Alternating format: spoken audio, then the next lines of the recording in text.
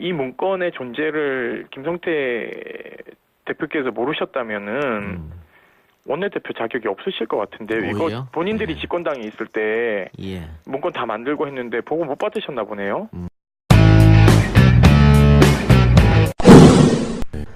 박근혜 전 대통령 탄핵 정국 당시에 국군 기무사령부가 위수령 계엄령을 검토했다는 문건이 공개된 이후에 정치권에서도 공방이 이어지고 있습니다. 여당과 시민단체에서는 기무사의 해체에 준하는 개혁을 이야기하고 있습니다만 기무사를 옹호하는 발언도 보수 야당에는 나오고 있습니다. 기무사 개혁, 뭘 어떻게 해야 할지, 또 가능은 할지 위수령 계엄령 선포 관련 문건을 공개한 군인권센터 임태훈 소장 만나봅니다. 소장님 나와 계십니까? 네, 안녕하십니까. 오늘 김성태 자유한국당 원내대표 이야기 들으셨죠? 네네. 엄밀한 문건이 지난 한 주 난데없이 쏟아나온 배경에 의해서 밝혀야 한다 이렇게 얘기했는데 일단 전시개헌 및 합수업무 수행 방해라는 제목의 문건 어떤 경로로 입수한 거죠? 저희는 익명의 제보를 받았고요. 저희는 제보를 공식 제보자를 한 번도 밝힌 적이 없습니다. 그렇기 때문에 자유당이 저희를 고발하시면 될 것 같은데요. 어쨌든 익명의 제보자로부터 제보를 받아서 공개를 했다. 네네.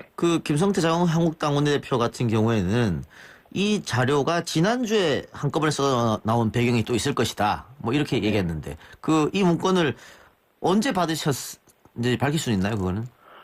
그것도 제가 말씀드리기는 좀 그렇고요. 이 문건의 존재를 김성태 대표께서 모르셨다면은 원내대표 자격이 없으실 것 같은데요. 이거 본인들이 집권당에 있을 때 문건 다 만들고 했는데 보고 못 받으셨나 보네요. 전 좀 이해가 안 됩니다. 정치적 배경이 있기 때문에 터뜨렸다 이런 주장은 말이 안 된다 이 말씀이죠? 정치적 배경이 물론 있죠. 이 문건을 만든 정치적 배경이 있지 않을까요? 군이 정치적 중립을 지키지 않고 정치에 개입한 의도가 무엇인지를 먼저 말씀을 하셔야지 그렇게 주객을 전도해서 본말 전도하시는 발언은 공당의 대표로서의 책임 있는 발언 아닌 것 같습니다. 일단 그러면 다시 문건 이야기로 좀 돌아가서요. 이게 정확하게 언제 작성됐다고 보면 될까요? 3월 중에 작성이 됐고요. 그럼 한참 탄핵 전국이라고 봐야겠네요. 네, 탄핵이 인용되기 전에 작성한 것으로 저희는 파악하고 있습니다. 그러면은 만일 탄핵이 인용이 되지 않는다면은 이 문건의 작전 지침대로 했을 것이다. 이렇게 지금 소장님 보고 계십니까? 네, 그 계획이 서 있는 거죠. 그러니까 이 문건에는요, 탄핵이 기각됐을 때와 탄핵이 인용됐을 때를 따로 구분하지 않았습니다. 이것은 100% 탄핵을 기각됐다라는 전제하에서 문건을 만들었기 때문에 더 충격이 큰 것이죠. 그리고 이 문건 어디에도 시위대가 청와대를 넘어갈 경우에 대통령을 피신을 어디로 어떻게 시킨다는 계획은 단 하나도 없습니다. 강화문에 모여 있는 이렇게 저항을 하는 시민들에게 어떻게 하면 병력을 동원해서 진압할지만이 쭉 나열되어 있는 것이죠. 그러니까 탄핵이 만일 기각이 되면 촛불 민중들의 시위가 격화될 수 있으니까 그때는 군을 투입하겠다. 이렇게 보는 거죠. 네, 그렇습니다. 그러면은 문건에 이 문건을 작성한 주체에 대해서는 혹은 지시한 사람에 대해서 나와 있지 않죠? 나와 있지는 않는데요. 이 문건을 만든 사람은 밝혀졌습니다. 현재 기무사 참모장인 소모 소장인데요. 이분이 문건을 작성을 했고요. 그리고 이 문건을 결국은 작성하도록 지시한 사람은 자연스럽게 기무사령관이겠죠. 근데 문제는요, 기무사가 전투를 하는 곳이 아닙니다. 정보를 수집하는 기관이죠. 그렇기 때문에 여기에 나와 있는 것은 거의 위수령을 발동을 어떤 방식으로 하는지 육군 참모총장이 수방사령관에게 위수사령관으로 임명을 하고 청와대 경비지역을 조금 더 넓혀서 시위대를 진압한 다음에 그것이 소요사태로 발생했을 경우에 경비계엄으로 치환되고 그 다음에 그것이 더 소요사태가 격화되면 비상계엄으로 확대해서 기계와 사단을 어떻게 움직이는지, 공수여단을 어떻게 움직이는지 매우 구체적인 병력 동원에 대한 안이 나와 있습니다. 이것은 기무사가 짤 수 없는 문건이고요. 이것은 제가 봤을 때는 전투병과에서 분명히 누군가가 작성했을 것이다. 기무사만 혼자 작성한 것은 아니다. 그리고 기무사 안에도 이거 말고도 다른 문건도 존재할 것이다. 예를 들면 그 위수령을 선포한 다음에 경비계엄으로 가서 야당이나 지금은 여당이죠. 그 야당 인사들과 시민사회단체 대표들이 이제 저항을 하게 되면 이들을 계엄령 위반으로 이제 다 잡아들인 다음에 어떻게 할 것이라는 어떤 개인에 대한 문건들도 분명히 존재할 것이다. 왜냐하면 보안사에서 예전에 윤석영 이병이 청명작전을 들고 나와서 폭로하지 않았습니까? 당시 뭐 문익환 목사님이나 김대중 대통령에 대한 개인 파일들이 존재했었죠. 예비검소. 그러니까 빨리 잡아들이기 위해서 집 구조가 어떻게 되어 있고 이 사람이 자주 가는 곳이 어디고 어디를 통해서 어디로 은신할 수 있으니까 그런 거 다 파악해 놓은 개인 그 사찰 문건들입니다. 그렇기 때문에 기무사의 다른 부처에서도 그와 비슷한 문건이 분명히 존재할 것이다라고 저희는 추론을 하고 있습니다. 예. 뭐 그거는 수사를 해보면 알 수 있을 텐데요. 네네. 방금 소장님이 그 기무사만 이 문건에 관여하지 않을 것이다 이렇게 얘기했는데. 네. 그거 포함해서 이런 뭐 위수령, 계엄령, 군투입 이런 어마어마하고 무시무시한 작전인데 이걸 과연 기무사 참모장 혹은 기무사령관이 결정해서 할 수 있었을까? 그 윗선의 지시가 있지 않았을까? 이건 뭐 상식적으로 당연히 드는 의문 아니겠습니까? 네, 그렇습니다. 저희가 의심하는 거는요.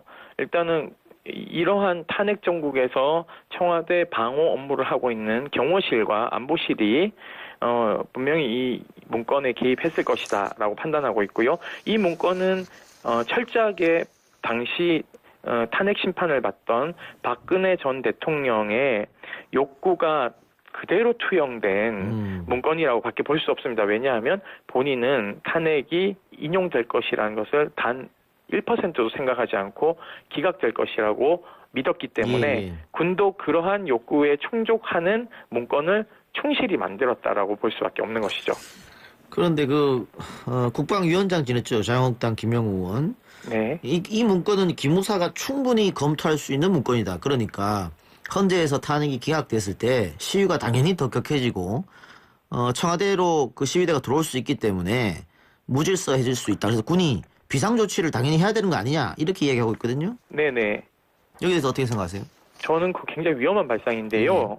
4.19 때 그렇게 했지 않습니까? 비상계엄 선포하고 60년 4월 19일 날 1시부터 5시까지 대모대를 진압을 했는데요.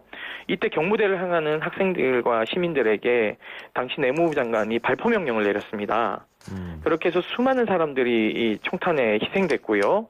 4.19 혁명이 성공하고 나서 2공화국이 들어서고 나서 내무부 장관은 사형 선고를 받고 사형 집행이 됐습니다. 이건 무슨 의미냐면요.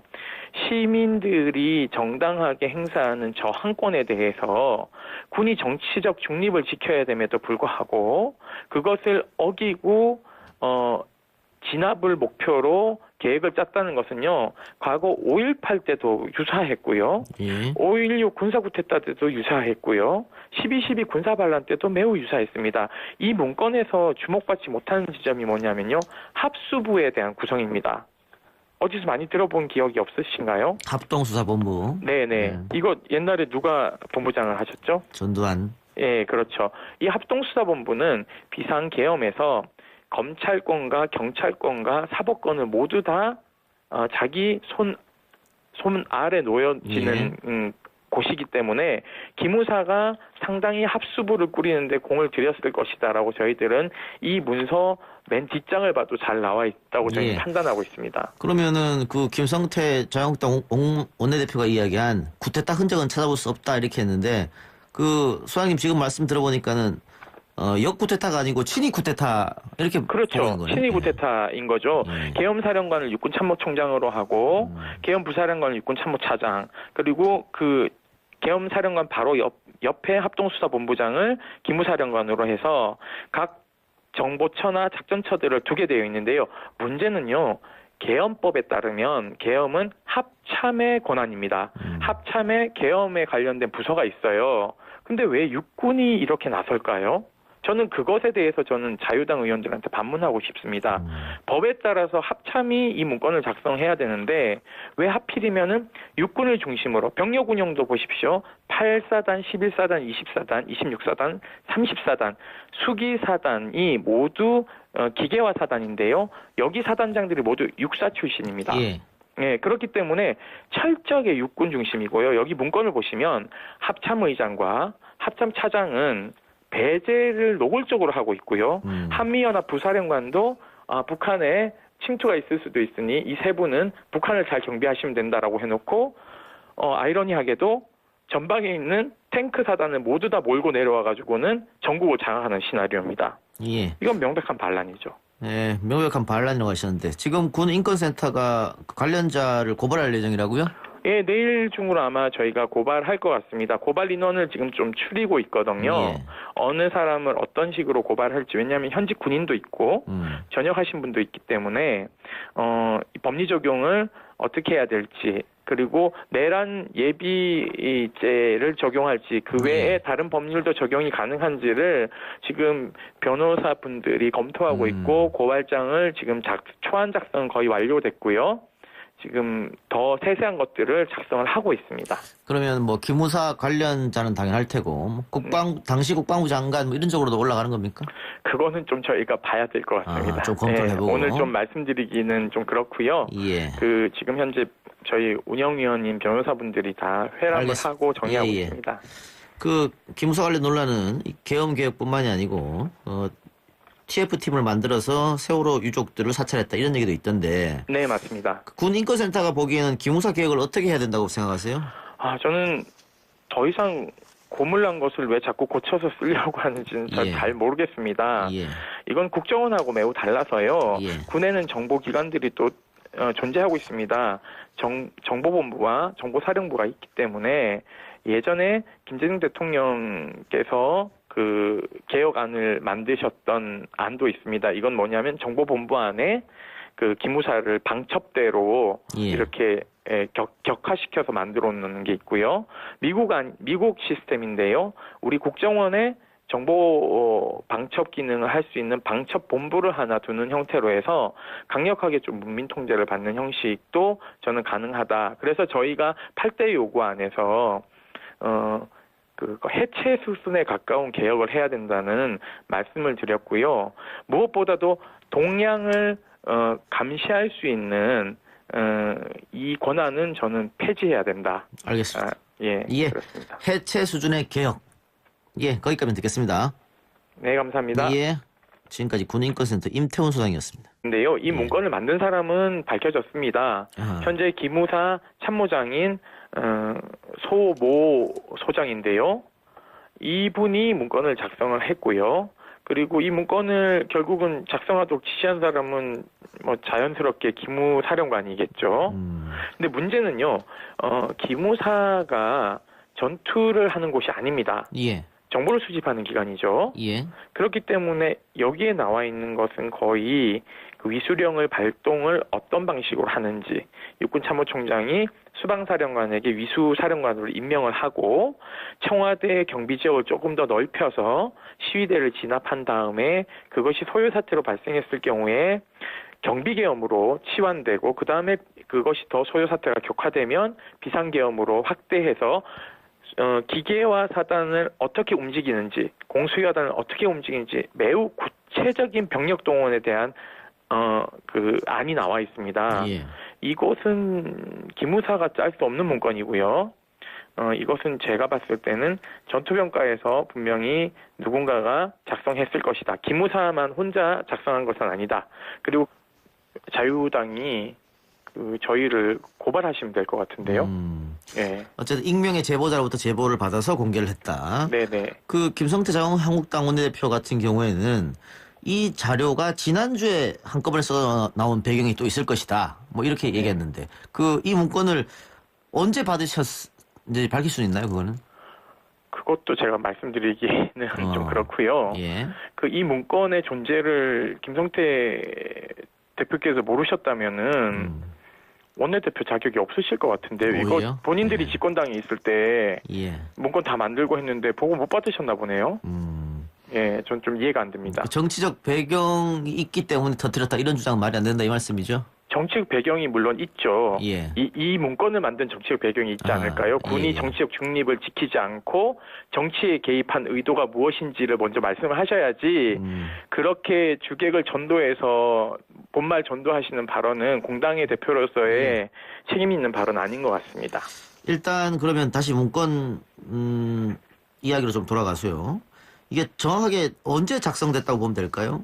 3월 중에 작성이 됐고요. 기무사 안에도 이거 말고도 다른 문건도 존재할 것이다. 예를 들면 그 위수령을 선포한 다음에 경비계엄으로 가서 야당이나 지금은 여당이죠. 그 야당 인사들과 시민사회단체 대표들이 이제 저항을 하게 되면 이들을 계엄령 위반으로 이제 다 잡아들인 다음에 어떻게 할 것이라는 어떤 개인에 대한 문건들도 분명히 존재할 것이다. 왜냐하면 보안사에서 예전에 윤석영 이병이 청명작전을 들고 나와서 폭로하지 않았습니까? 당시 뭐 문익환 목사님이나 김대중 대통령에 대한 개인 파일들이 존재했었죠. 예비검소. 그러니까 빨리 잡아들이기 위해서 집 구조가 어떻게 되어 있고 이 사람이 자주 가는 곳이 어디고 어디를 통해서 어디로 은신할 수 있으니까 그런 거 다 파악해 놓은 개인 그 사찰 문건들입니다. 그렇기 때문에 기무사의 다른 부처에서도 그와 비슷한 문건이 분명히 존재할 것이다라고 저희는 추론을 하고 있습니다. 예. 뭐 그거는 뭐 수사를 해보면 알 수 있을 텐데요. 네네. 방금 소장님이 그 기무사만 이 문건에 관여하지 않을 것이다 이렇게 얘기했는데, 네. 그거 포함해서 이런 뭐 위수령, 계엄령, 군투입 이런 그 이 문건의 존재를 김성태 대표께서 모르셨다면은. 원내대표 자격이 없으실 것 같은데 이거 본인들이 집권당에 있을 때 문건 다 만들고 했는데 보고 못 받으셨나 보네요. 박근혜 전 대통령 탄핵 정국 당시에 국군 기무사령부가 위수령 계엄령을 검토했다는 문건이 공개된 이후에 정치권에서도 공방이 이어지고 있습니다. 여당과 시민단체에서는 기무사의 해체에 준하는 개혁을 이야기하고 있습니다만 기무사를 옹호하는 발언도 보수 야당에는 나오고 있습니다. 기무사 개혁, 뭘 어떻게 해야 할지, 또 가능은 할지 위수령 계엄령 선포 관련 문건을 공개한 군인권센터 임태훈 소장 만나봅니다. 소장님 나와 계십니까? 네, 안녕하십니까. 그 오늘 김성태 자유한국당 원내대표 이야기 들으셨죠? 네네. 엄밀한 문건이 지난 한 주 난데없이 쏟아나온 배경에 의해서 밝혀야 한다 이렇게 얘기했는데, 일단 그 전시계엄 및 합수 업무 수행 방해라는 제목의 문건 어떤 경로로 입수한 거죠? 저희는 익명의 제보를 받았고요. 그 저희는 제보를 공익 제보자를 한 번도 밝힌 적이 없습니다. 그렇기 때문에 뭐 그럼 한참 탄핵 정국이라고 봐야겠네요. 네, 탄핵이 인용되기 전에 작성한 것으로 저희는 파악하고 있습니다. 그러면은 그 만일 탄핵이 인용이 되지 않는다면은 이 문건에 작전 지침대로 했을 것이다 이렇게 지금 소장님 보고 계십니까? 네, 뭐 그 계획이 서 있는 거죠. 그러니까 이 문건에는요. 탄핵이 기각됐을 때와 탄핵이 인용됐을 때를 따로 구분하지 않았습니다. 이것은 100% 탄핵을 기각됐다라는 전제하에서 문건을 만들었기 때문에 더 충격이 큰 것이죠. 그리고 이 문건 어디에도 시위대가 청와대를 넘어갈 경우에 대통령을 피신을 어디로 어떻게 시킨다는 계획은 단 하나도 없습니다. 그 강화문에 모여 있는 뭐 이렇게 저항을 하는 그 시민들에게 어떻게 하면 병력을 동원해서 진압할지만이 쭉 나열되어 있는 것이죠. 그러니까 탄핵이 만일 기각이 되면 촛불 민중들의 시위가 격화될 수 있으니까 그때는 군을 투입하겠다 이렇게 보는 거죠. 네, 그렇습니다. 그러면은 그 문건에 이 문건을 작성한 주체에 대해서는 혹은 그 지시한 사람에 대해서 나와 있지 않죠? 나와 있지는 않는.